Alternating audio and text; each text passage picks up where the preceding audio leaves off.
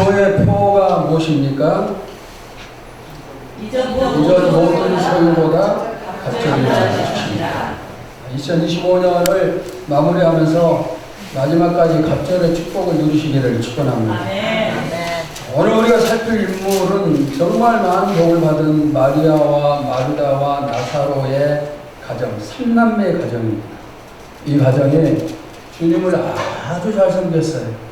그로 인해서 흐르고 넘치는 축복을 받았습니다. 오늘 우리가 이들에 대해서 배우고 그리고 배운 대로 실천할 때 우리에게 갑절의 축복이 임함을 믿습니다. 자, 그러면 이들 3남매가 복을 받은 이유가 어떤 것인가? 첫째는 3남매는 예수님의 아주 많은 사랑을 받았어요. 엄청난 사랑을 받은 사람들입니다. 자, 요한복음 11장 5절을 봅시다. 시작. 예수께서 본래 마르다와 그 동생과 나사로를 사랑하시더니. 예수님이 이 세상 모든 사람을 사랑하시는 것은 당연한 것입니다. 그런데 방금 이 5절 말씀을 보시면은 3남매를 향한 예수님의 사랑이 특별한 사랑임을 강조를 하고 있어요. 예수님은 그들을 특별히 사랑하셨어요. 그런데 나사로가 죽었어요. 그 가정에 슬픔이 쌓였습니다. 자, 요한복음 11장 35절 보시면 예수께서 눈물을 흘리시더라. 예수님이 눈물을 많이 흘리시지만 성경에 눈물 흘렸다는 기록은 많지 않아요. 그런데 이 나사로의 죽음 앞에서 예수님이 우는 모습을 보여주십니다. 나사로 때문에 많은 눈물을 흘리시는 그런 모습을 볼 때 이들을 향한 예수님의 특별한 사랑을 알 수가 있어요. 그러면 예수님의 사랑에도 차별이 있을까요? 아니, 공정하신 예수님이 사람을 차별하시는가? 예수님의 제자들 가운데도 베드로와 야고보와 요한을 특별히 사랑하셨고 그 중에서도 또 요한을 주님은 더 사랑을 하셨어요. 공정하신 예수님이 차별을 하시는 건가? 예수님의 사랑도 상대적일 수가 있어요. 상대방이 나에게 많은 사랑을 주니까 나도 저절로 그 사람을 사랑해 주는 이런 사랑입니다. 저 사람이 나에게 자주 밥을 사줘요. 그러니까 내가 한 번쯤 더 밥을 사줄 수가 있어요. 이런 것이 차별은 아니죠. 이 3남매가 평소에 예수님을 너무너무 잘 섬기는 거예요. 그러니까 예수님도 그들에게 갚아주신 거예요. 가끔 교회에서 이런 말을 들어요. 목사님이 누구만 특별히 사랑한다 이런 말을 하는 경우도 있죠. 그런데 저는 제가 이런 말을 듣지 않기 위해서 늘 신경을 써요. 어떻게 하면 공평하게 사랑을 할까. 그리고 기도할 때도 그냥 누구를 많이 해주고 누구를 적게 해주고 그런 것보다는 공평하게 해주려고 노력을 많이 합니다. 그런데 어떤 사람이 저에게 자꾸 되려고 해요. 그러면 저는 그 사람한테 빚을 진 거니까 그 사람에게 진 빚을 갚아야 되겠죠. 그래서 누군가를 특별히 사랑하는 게 아니고 진 빚을 갚는 거예요. 그런데 사람들 눈에는 그 사랑하는 것으로 비춰질 수가 있어요. 여러분이 예수님의 특별한 사랑을 받고 싶으면은 그럼 어떻게 해야 될까요? 주님 저를 사랑해 주세요. 이렇게 요청하는 게 아니라 이미 우리는 충분한 사랑을 모두 다 받았어요. 그런데 그 위에 더 많은 사랑을 받길 원한다면은 내가 먼저 주님을 사랑을 해야 돼요. 대접을 해드려야 됩니다. 그래야 받을 수가 있어요. 하나님은 우리에게 아낌없이 모든 것 전부 다 쏟아부어 주셨습니다. 아들을 죽이고 우리를 살리셨는데 전부 다 주신 겁니다. 그러면서 이렇게 우리에게 사랑을 쏟아부으신 주님이 뭘 요구하시는가? 이제는 너희가 나를 사랑해달라. 아들까지 희생하며 우리를 사랑하신 하나님께서 별 볼일 없는 우리의 사랑을 그토록 받길 원하시는가? 사랑을 받길 원했어요. 하나님이 우리의 사랑을 얼마나 받고 싶어 하시는지 여러분 아십니까? 너희 몸과 마음과 뜻을 다하여 하나님을 사랑하라. 이것이 가장 큰 계명이다. 그리고 하나님은 우리에게서 정말 많은 사랑을 받고 싶어 하시는 분이에요. 모든 힘을 쏟아서 하나님을 사랑하라는 거예요. 이것이 제일 큰 계명이라는 겁니다. 당신을 사랑받기에 태어난 사람, 이 복음송을 국민 복음송이라 할 정도로 많은 성도들이 사랑을 합니다. 그리고 이 찬양은 안 믿는 사람들도 이 노래를 좋아합니다. 그런데 제가 한번 생각을 해봤어요. 이 가사의 내용을 조금 생각을 해보니까 뭔가 조금 부족하지 않나 그런 느낌이 들었어요. 모든 사람이 사랑을 받으려고만 하면은 누가 그 사람들에게 사랑을 주겠습니까? 사랑을 받으려고만 하면은 그 세상은 이기적인 세상이 될 수밖에 없어요. 여러분이 이미 많은 사랑을 받았음을 믿습니까? 아멘. 우리는 사실 감당할 수 없는 엄청난 사랑을 받았습니다. 그렇다면 이제는 받은 사랑을 주님께 돌려드려요. 아멘. 주님을 더 사랑을 해야 됩니다. 오늘 본문에 바로 삼남매처럼 사랑을 많이 받은 사람이 있다면 돌려드려야 돼요. 근데 만약에 내가 사랑을 하나님으로부터 사랑을 내가 적게 받았다? 그런 사람은 없어요. 내가 하나님으로부터 남들에게 사랑을 적게 받는다? 그러면 무슨 일일까요?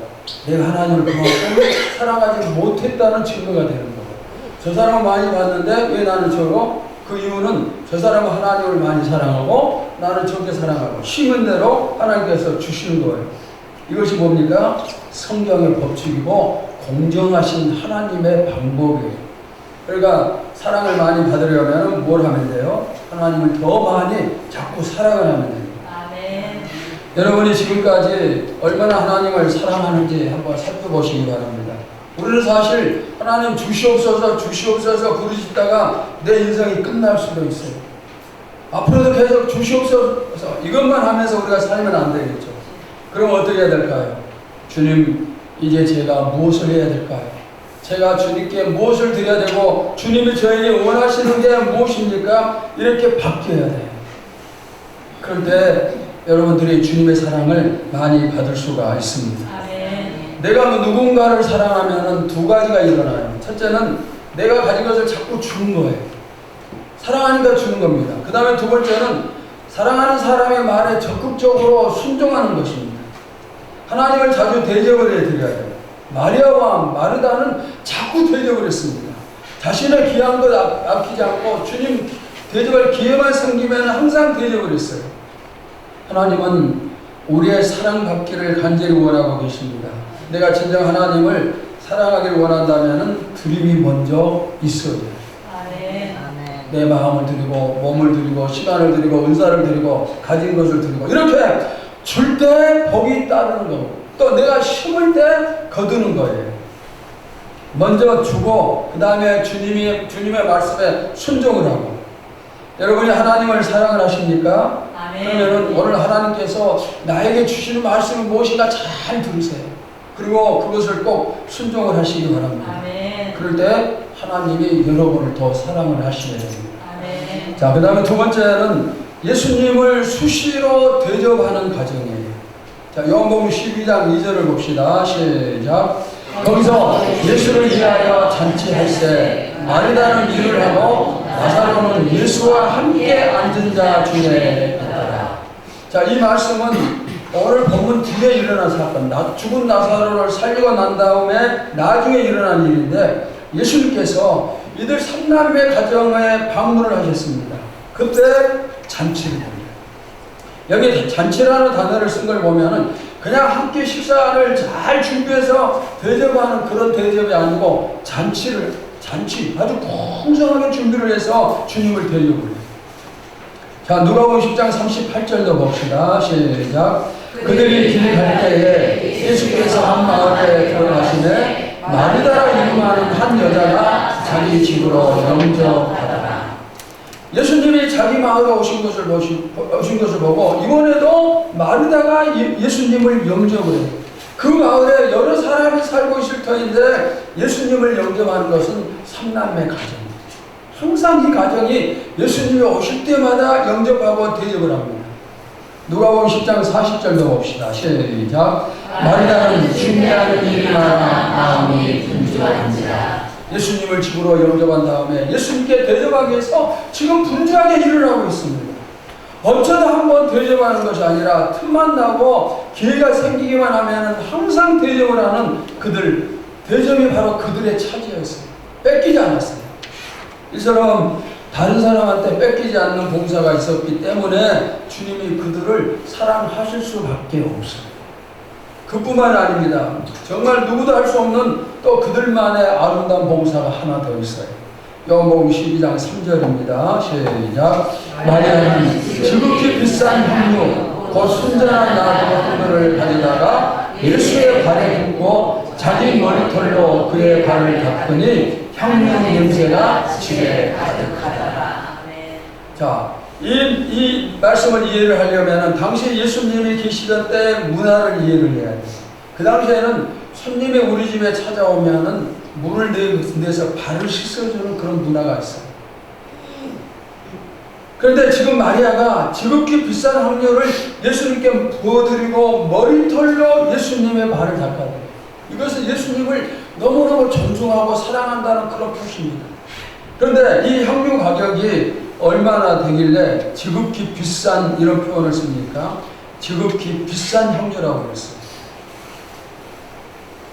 요한복음 12장 5절 보시면은 이 향유를 어찌하여 300데나리온에 팔아 가난한 자들에게 주지 아니하였느냐 하니. 자, 이 향유의 가격이 얼마예요? 300데나리온. 한 데나리온은 당시 노동자 하루의 임금이에요. 하루 일당이 10만 원이면은 이 300데나리온은 3천만 원. 하루 일당이 20만 원이면은 6천만 원짜리입니다. 그러면은 결혼하지 않은 젊은 자매가 어떻게 이런 비싼 향유를 가지고 있었을까? 아마 추측을 하면은 부모가 딸의 결혼 자금으로서 모아둔 것이고 또 본인도 결혼하기 위해서 평생 쓰지 않으면서 모았던 그런 것이라 생각할 수가 있겠죠. 청년들이 결혼하기 위해서 돈을 모으죠. 집을 준비해야 되고 뭐 살림을 해야 되기 때문에 그러기 위해서 쓸 것 쓰지 않고 먹지 않고 아끼면서 준비를 해요. 눈물 겹도록 전략하면서 모으죠. 그런데 그렇게 해서 모아진 자금을 하나님께 드릴 수가 있다? 이건 정말 힘들어요. 있을 수 없는 일이에요. 이단들은 이런 일들이 많아요. 이단들은 뭐 사람들 유혹하고 꼬시고 해서 재산을 바치게 하고, 이번에도 TV 뉴스를 보니까 통일교 누굽니까? 총재 한학자 그 사람 집에서 260억 원인가 돈이 발견됐어요. 성도들의 돈을 끌어모아서 그렇게 본인들이 쓰는 거예요. 이단들. 근데 진짜 교회 안에서도 이렇게 드리는 게 쉽지가 않아요. 정말 힘든 일입니다. 옛날에는 제가 그런 얘기를 가끔 들었는데 요즘에는 이런 인생의 얘기를 잘 듣지 못해요. 마리아가 이렇게 한 행동을 보고 예수님의 제자 중에 한 사람 가룟유다가 책망을 해요. 야, 왜 이렇게 비싼 것을 허비하느냐? 차라리 이것을 팔아서 가격이 많이 나가니까 팔아서 가난한 사람들에게 나눠주면 더 좋지 않겠느냐고 책망을 해요. 이것은 무슨 뜻일까요? 예수님의 제자들조차도 하지 못할 일을 마리아가 했다는 거예요. 베드로에게 이 향유가 있었을 때 예수님께 드리지 못했을 거예요. 방금 가룟유다도 그것을 자기는 못하니까 책망을 하는 겁니다. 그런데 마리아가 이렇게 이 일을 할 수 있었던 이유는 딱 하나, 예수님을 너무 사랑하니까 할 수가 있었어요. 아멘. 여러분, 우리 잘 알죠? 내가 예수님을 사랑하면 나에게 아까운 것이 없어져요. 귀하고 좋은 것이 있으면 사랑하는 예수님께 자꾸 드리고 싶은 그런 마음이 생기죠. 우리가 이런 얘기를 들을 때 마리아가 정말 정신이 이상한 여자가 아닌가, 아니면 예수님께 너무 미쳐버린 여자가 아닌가, 그렇게 부정적으로 생각할 수도 있지만은 그렇게 생각하면 여러분에게 희망이 없어요. 딱 한 가지만 생각하세요. 마리아가 얼마나 예수님을 사랑했으면 저렇게까지 할 수가 있어요. 너무너무 예수님을 사랑하니까 이렇게 되고, 우리가 예수님을 마리아보다 더 사랑하면은 나중에는 내 목숨까지도 주님께 드릴 수가 있는 거예요. 이게 주님을 사랑할 때 나타나는 그런 모습이에요. 예수님이 나를 대신해서 죽으시고 내가 그로 인해서 영생의 축복을 누린다면은 이제 우리도 마리아처럼 예수님을 사랑할 수 있어야 됨을 믿습니다. 아멘. 자꾸 잘해야 되죠. 만약에 내 믿음이 그렇게 되지 못한다 그러면은 정말 안타깝게 생각을 하면서 주여 나도 그런 믿음을 갖길 소원합니다. 기도해요. 아멘. 그런 마음을 갖는 게 정상적인 신앙인의 모습이에요. 자, 여러분에게 질문 하나 하겠어요. 이제까지 여러분들이 수많은 헌신을 해왔습니다. 그런데 이제까지 해온 헌신 가운데서 내가 평생 절대 잊지 못할 그런 헌신이 있습니다. 그런 헌신이 딱 한 가지씩 있나요? 오병이어를 드렸던 소년처럼, 그리고 본문에 향료를 예수님께 부어드린 마리아처럼, 또 전 재산이었던 동전 2개를 주님께 드렸던 과부처럼, 또 마지막 남은 가루와 기름으로 떡을 만들어 하나님의 종 엘리야를 대접했던 사르밧 땅의 여인처럼 여러분에게도 기록될 만한 헌신이 있습니까? 나는 아무리 생각해도 그런 헌신이 생각나지 않아? 그런 사람이 있고, 아니면 또 생각나는 사람도 있고 그러겠죠. 만약에 여러분에게 이런 헌신이 기억된다면 하나님이 놀랍게 축복하심을 믿습니다. 아멘. 나에게는 아직 그런 게 없어. 그러면은 앞으로 그런 사건을 만드시기 바랍니다.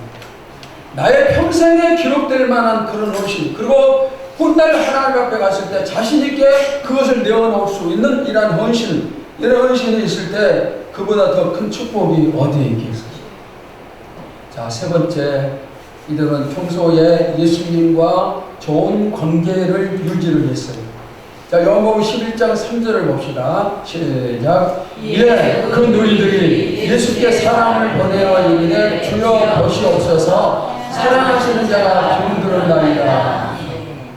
자, 여기 사랑하시는 자는 누구죠? 나사로입니다.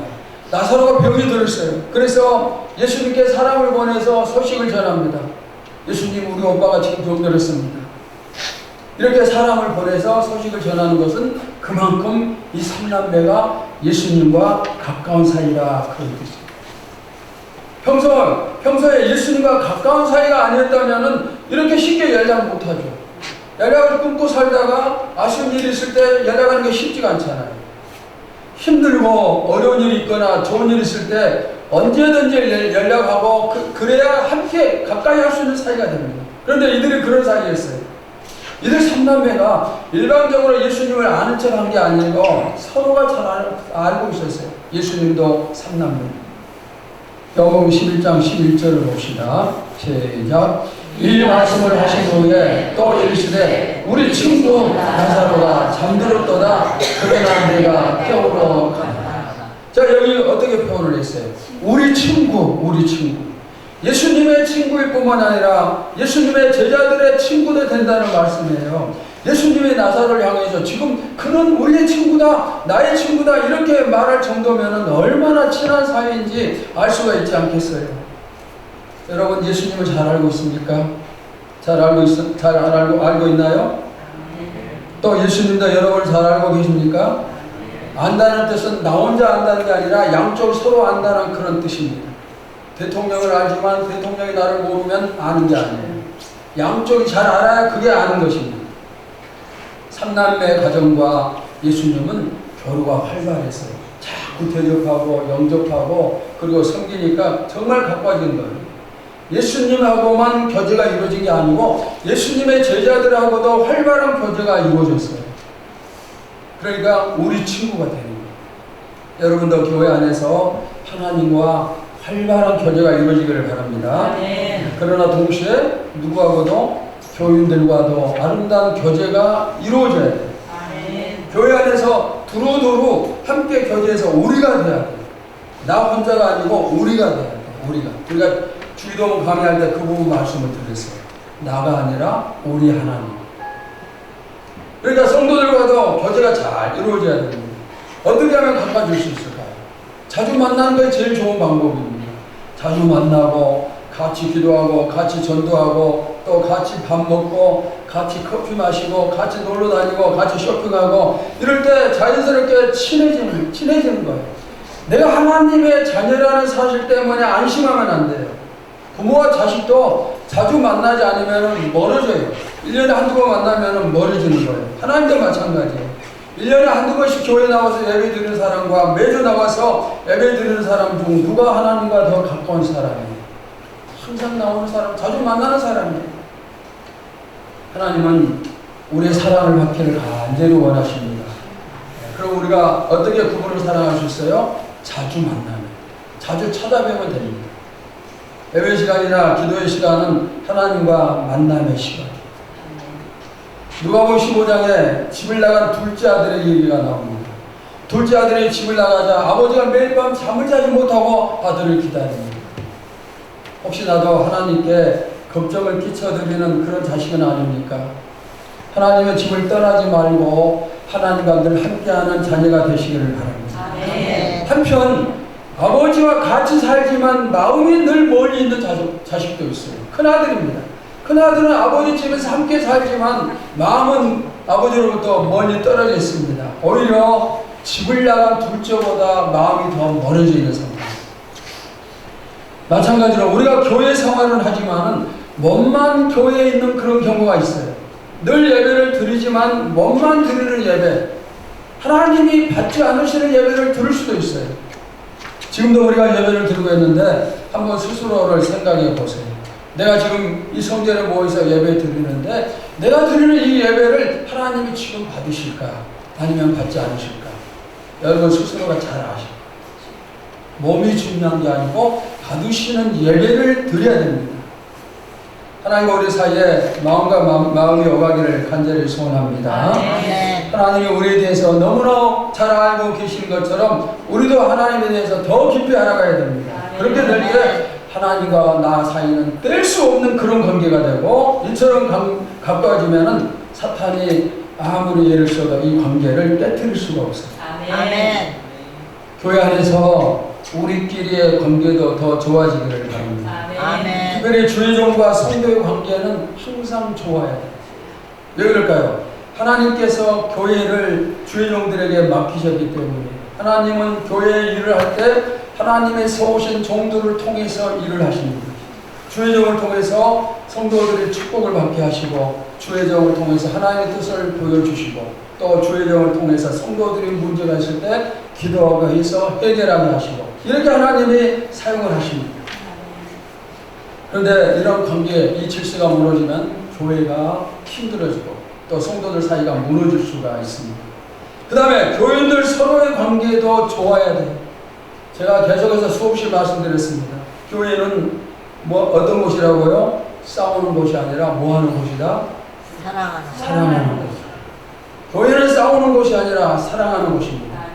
교인들 서로의 관계가 좋으면은 저와 여러분의 관계가 좋아지고 저와 여러분의 관계가 좋아지면은 하나님과 여러분의 관계가 좋아져요. 하나님과 좋은 관계를 유지하기 위해서는 우리들이 서로 먼저 좋은 관계를 가져야 돼요.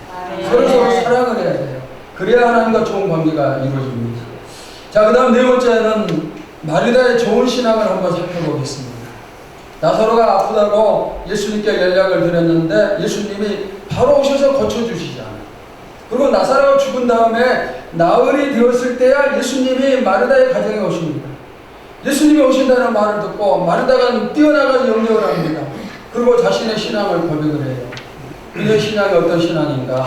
요한복음 11장 21절을 봅시다. 시작. 마르다가 예수께 여짜오되 주께서 여기 계셨더라면 내 오라비가 죽지 아니하였겠네. 마르다가 지금 무슨 말을 하는가 하면은 주님, 당신이 생사화복을 주관하시는 분이십니다. 이런 고백이에요. 주님이 오셨더라면 내 오라비가 죽지 않았을 겁니다. 하나님이 살려주셨을 터인데 이렇게 고백하는 거예요. 그러니까 이건 아주 중요한 고백이에요. 이 부분도 제가 수없이 말씀을 드렸어요. 우리가 꼭 알고 있어야 될 것은 하나님의 주권이에요. 하나님의 주권이란 게 무슨 뜻입니까? 하나님이 우리의 모든 것을 다스리는 분이시다, 그런 뜻이에요. 왜 하나님이 우리에게 중요한 분이신가? 나의 모든 것이 그분에게 달려있어요. 그분이 나의 모든 것을 주관을 하십니다. 그러니까 우리가 하나님이 나의 주권자가 되신다는 사실을 알면 나를 그분께 맡길 수가 있어요. 하나님이 알아서 하세요. 나를 책임져 주세요. 맡길 수 있고 그 다음에 내 삶에 어렵고 힘든 일이 생긴다 할지라도 하나님 알아서 하실 걸 믿습니다 하면서 감사할 수가 있어요. 이렇게 하나님께 내 모든 것이 있다는 것을 믿는 사람은 절대로 믿음이 흔들리지 않아요. 그들은 죽음 앞에서도 믿음을 포기하지 않아요. 초대교회 성도들이 핍박을 받아 짐승에 찢겨 죽어가면서도 믿음을 지킨 것은 사는 것도 죽는 것도 하나님께 달려있다는 것을 주권사상을 믿었기 때문입니다. 거기에 대한 말씀을 소개를 할게요. 사무엘상 2장 6절과 7절 말씀 봅시다. 시작. 여호와는 죽이기도 하시고 살리기도 하시며 수월에 내리기도 하시고 거기에서 올리기도 하시는도다. 여호와는 가난하게도 하시며 부하게도 하시며 낮추기도 하시며 또 높이기도 하시는도다. 여러분의 미래가 누구에게 달렸어요? 하나님께. 아멘입니까? 하나님께 내 미래가 달렸습니다. 그러면 우리는 안심해도 돼요. 하나님이 나를 죽이기도 하시고 하나님이 나를 살리기도 하시고 여기 소원에 내리기도 하시고 거기에서 올리기도 하시는다. 이 말씀은 나를 천국에도 보내실 수 있고 지옥에도 보내실 수 있고 그런 뜻이에요. 그 다음에 하나님은 나를 가난하게도 하시고 부자가 되기도 하시고 나를 낮추기도 하시고 나를 높이기도 하시고 이 모든 것이 하나님의 결정에 달려있습니다. 이 모든 일을 하나님이 하시는 거예요. 하나님의 뜻대로 이루어집니다. 그러니까 우리가 할 일은 하나님을 더욱 사랑하는 거예요. 여러분이 좋은 대학 가고 좋은 사람 만나 결혼하고 좋은 직장 들어가고 이런 게 여러분이 잘나서가 아니라 하나님의 뜻대로 이루어가는 거예요. 하나님의 뜻이에요.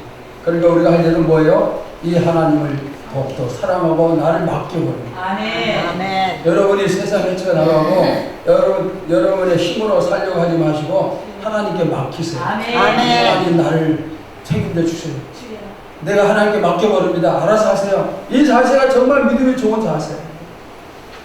자, 그 다음에 요한복음 11장 22절입니다. 시작. 그러나 나는 이제라도 주께서 무엇이든지 하나님께 구하시는 것을 하나님이 주실 줄을 아나이다. 자, 마리다의 신앙 고백이 계속 나오죠. 하나님이 생사와 복을 주관하시는 분이시다 고백한 다음에 여기서는 또 주님의 능력을 신뢰하는 모습이에요. 지금 나사로가 죽었어요. 하지만은 주여 당신이 기도하신다면 나사로가 살아날 것을 믿습니다. 이렇게 고백을 하는 거예요. 여러분 이 마리다의 믿음이 너무너무 귀하지 않습니까? 너무너무 이대해요. 우리는 기도할 때 내가 아플 때 낫게 해달라고 기도하고 가난할 때 부자가 되게 해달라고 기도하고 문제가 있을 때 해결해 달라고 기도하지만 어떤 사람이 세상을 떠나면은 그 사람 살려달라고 기도는 해요. 예, 끝났으니까. 그런데 지금 마리다는 주님이 기도하시면 살아날 줄을 믿습니다. 여러분 어마어마한 그런 믿음이에요. 주님의 능력은 죽은 자도 살리십니다. 그런데 예수님께서 그 기도의 능력을 우리에게도 주셨어요. 여러분에게 이 능력을 주셨습니다. 너희가 내 이름으로 구하면 무엇이든지 이루리라 말씀하셨어요. 예수 이름으로 귀신을 쫓아내고 손을 올려 기도할 때 병든 자가 치료되리라 말씀을 하셨어요. 주님이 이렇게 우리에게 능력을 주셨다면 우리가 이제 믿음으로 그것을 받는 것, 그리고 기도하는 것이 필요해요. 나는 안 돼. 나는 틀려서 그러면 안 돼. 우리에게 주신 주의 능력이 우리의 믿음으로 이제 또 변화되어서 마음껏 받아 누릴 수 있기를 축원합니다. 마리다의 소원을 들으시고 주님이 이렇게 말씀을 하십니다. 요한복음 11장 23절에요. 예수께서 이르시되 네 오라비가 다시 살아나리라. 우리가 소원하니까 주님이 응답하시는 거예요. 마리다의 믿음에 예수님이 응답하시고 그리고 실제로 나사로가 살아나요. 자, 요한복음 11장 24절 봅시다. 시작. 마리다가 이르되 마지막 날 구할 때에는 다시 살아날 줄을 내가 아나이다. 자, 예수님은 지금 살아나리라 말씀을 하셨는데 마리다는 마지막 구할 때 살아나리라 이렇게 인식을 하고 있어요. 마리다의 믿음이 약간 몸이 차요. 그렇죠? 마리다는 그러나 부활을 확신해. 부활의 때에 믿는 자들이 다시 살아난다고 믿고 있습니다. 여러분에도 부활 확신의 믿음이 있습니까? 믿음은 십자가만 믿는 게 아니에요. 예수님이 나이에서 십자가에 죽으셨다가 3일 만에 부활하셨는데 부활하신 것까지 믿어야 진짜 믿음이에요. 그리고 이 예수님은 부활하신 예수님은 먼 훗날 이 땅에 다시 오시는데 그것을 가리켜 예수님의 재림 다시 오실 이렇게 얘기를 해요. 그것을 또 마지막 부활 이렇게도 얘기를 해요. 이미 주님의 부활에 우리가 동참했지만은 주님이 다시 오실 때 여러분도 저도 재림의 부활에 다시 함께함을 믿습니다. 자, 요한복음 11장 39절 40절 봅시다. 시작. 예수께서 이르시되 돌을 옮겨놓으라 하시니 그 죽은 자의 누이 마리다가 이르되 주여 죽은 자가 나으리 되었으면 벌써 냄새가 나가리라. 예수께서 이르시되 내 마음이 내가 믿으면 하나님의 영광을 보리라 하지 아니하였느냐 하시니. 근데 예수님이 나사로가 묻힌 무덤 앞에 섰습니다. 그리고 무덤에 넣은 돌을 옮기라고 명령을 하십니다. 이때 마르다가 얘기합니다. 주님, 이미 죽어서 나흘이 지나 썩은 냄새가 납니다. 그때 주님이 말씀하십니다. 이 돌을 옮겨 놓으면 영광을 버리라. 이미 죽어서 나흘이 되고 썩어가고 있지만은 이 돌을 옮기면, 내가 옮기라 명령했으니 거기에 순종해서 옮기면은 영광을 버리라. 영광을 버리라. 여러분, 순종이 왜 중요한지 아시겠죠? 이미 죽어서 썩고 있지만은 살아나리라는 말씀에 순종하는 것, 우리에게도 이런 순종이 있기를 바랍니다. 마르다는 순종. 주님이 말씀하시니 그 말씀에 순종을 합니다. 2026년이 다가오고 있습니다. 여러분의 새해에 하나님의 축복하심을 믿습니까? 아멘. 우리 교회 복 주심을 믿습니까? 아멘. 믿으면 이루어져. 아멘. 마르다의 좋은 신앙이 그녀를 복되게 만든 것처럼 여러분의 신앙도 여러분을 복되게 만드는 그런 신앙 되시기를 축원합니다. 아멘. 자, 마지막 5번째, 나사로가 살아났어요. 그리고 믿는 자가 많아졌어요. 자, 요한복음 11장 43절 44절을 봅시다. 시작. 이 말씀을 하시고 큰 소리로 나사로야 나오라 부르시니 죽은 자가 수족을 배로 도긴 채로 나오는데 그 얼굴은 수건에 쌓였더라. 예수께서 이르시되 풀어놓아 다니게 하라 하시니.